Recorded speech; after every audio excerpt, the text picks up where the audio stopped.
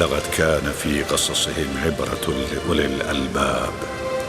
ما كان حديثا يفترى، ولكن تصديق الذي بين يديه وتفصيل كل شيء، وهدى ورحمة لقوم يؤمنون.